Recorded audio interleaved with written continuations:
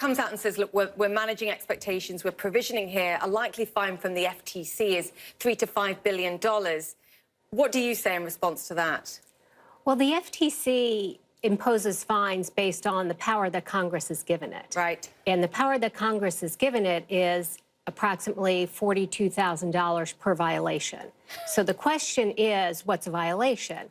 And if it's counted by the number of users or the number of ads sent out or something like that, that's how that fine is calculated.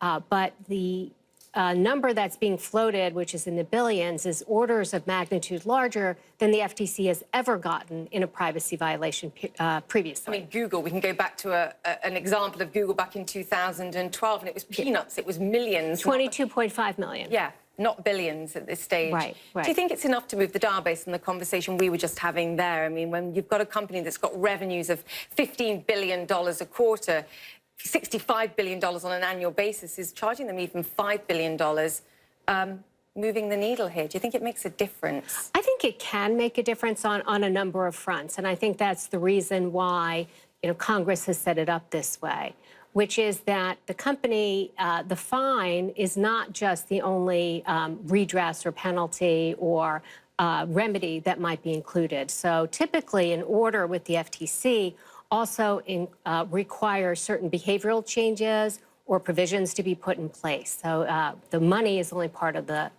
remedy. There has to be action to follow through. Does Congress need to give the FTC more powers? Because you alluded at the beginning, look, the FTC can only do what the Congress is allowing them and the powers that they've invested in them. Would you like to see the FTC with more power, and would you like to see ultimately a far higher fine, let's say, than Facebook has speculated, of $5 billion? Well, I would like to see Congress give the FTC some more authority. The FTC has done a good job with the power that Congress has given it to address privacy and data security concerns. But there has been increasing concern that perhaps those powers need to be augmented, that the FTC needs more resources. It's a relatively small agency. It punches way above its weight, but it could use more resources in this space.